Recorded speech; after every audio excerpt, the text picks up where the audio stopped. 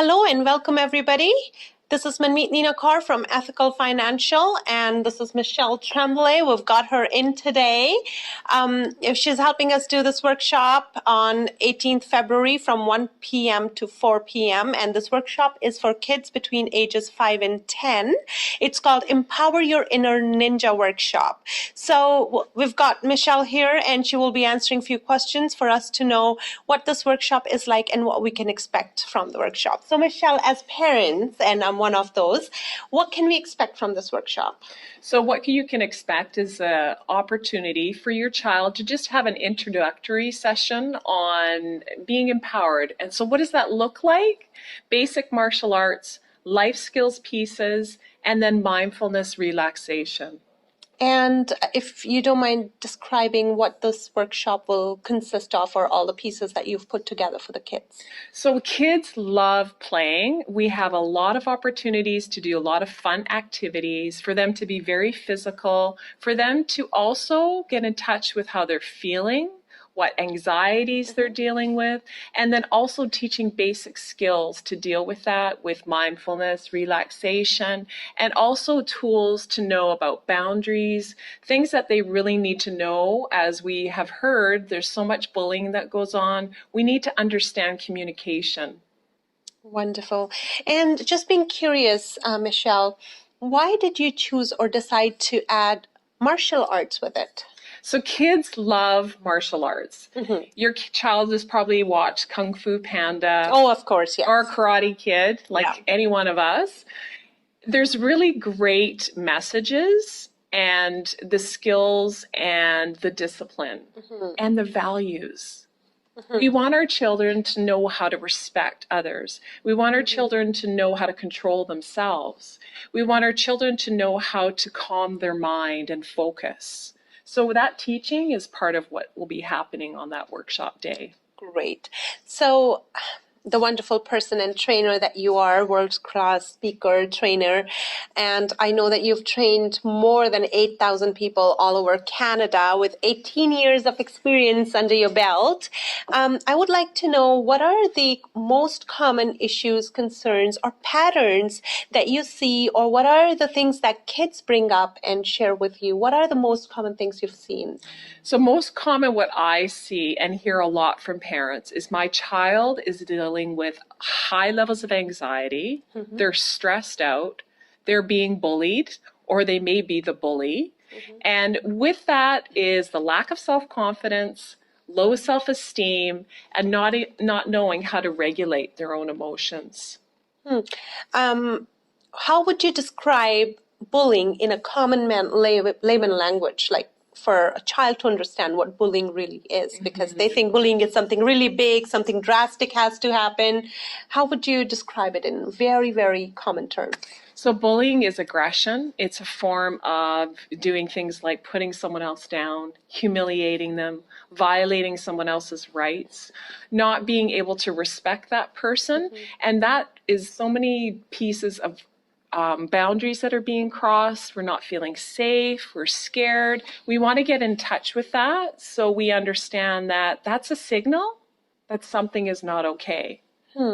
I would like to share my own little story and personal experience here, because that's very important, and I have some questions around it, and I didn't know what to do. A few days ago, my son came back. He's 7 years old. He came back crying, and apparently he was around bigger boys, and he said that those boys put an ice cube in his clothes, and when he started jumping because he was feeling really cold, they all started laughing. So there was no aggression. There was nothing big in there. And I said, what did you do about it? Did you stand up for yourself? And I was surprised. He said, Mama, they were just having fun. Maybe they were just having fun. And I'm like, how did that make you feel? I was so surprised at the answer for him to come up with it. He said, Mom, if they were little bugs, I would crush them. And he's such a calm child. That tells me how angry he felt in the moment. But he did not know what was wrong, or why should he be standing up, because they were all just having fun. So I'm sure that most of us as parents go through this, or kids go through this. How do we explain it to the child and say, no, this is not okay? Right away, a boundary. was being crossed and he wasn't feeling safe. Correct. And he was probably the youngest there, Yes. smallest, and there was someone that was picking on him who was older, stronger. Correct. That dynamic happens in those kinds of relationships where bullying happens, and it can be consistent and it can go on. So it's important for a parent to be able to have the conversation you had with him. And he could have said, stop, or use some kind of language in that moment.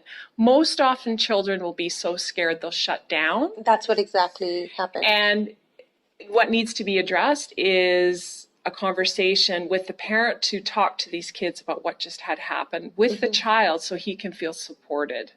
Wonderful. Great. And that's exactly what I tried to do. I made sure the point was, I went across. Now, another thing is I always hear her say this common term, and I would take this opportunity to have you explain this term, self-regulation. You use it so commonly. What is self-regulation, and what are we doing on our workshop? Are we bringing in any tools? What's going on with self-regulation? So we want children to understand their emotional self. They're dealing with tons of anxiety, stress, but what's underneath that anxiety is a lot of feelings. Self-regulation is managing that piece. So there's a great little tool I use as a meter, and on the bottom it's green, which is calm, and then on the top is rage, anger. We want our children to understand where they want to be in that, which is in the calm space. But know when I'm starting to get angry, what am I doing to regulate that without lashing out at someone, using foul language, humiliating that person, using any kind of bullying and aggression to manage how I'm feeling so that I can release this out of my body. Good.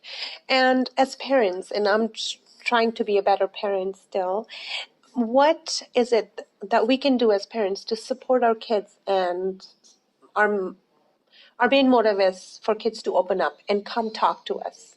But that doesn't happen very often. So what can we do as parents so that our kids come up to us and open up and talk, communicate clearly? So as a parent, we need to be the safe person. We need to be the person that actually has the work we're consistently doing on ourselves, because that is in that dynamic as well.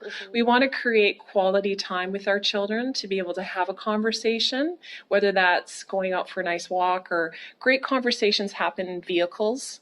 Amazing when we're not actually face to face with someone, but we're sitting right beside them, giving them the opportunity to share.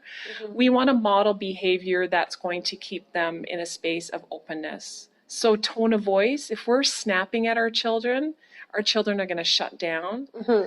So if we're snapping, I've got to regulate, maybe I'm stressed and I need to deal with what's going on inside me. So as I say, this work is not just for children, it's for adults too. Wonderful. Thank you so much, Michelle. We're very grateful to have you come do it for us. So we look forward to seeing you all at the workshop. Seats are very limited and they're going out fast. We're surprised at the interest that we've gotten into the workshop.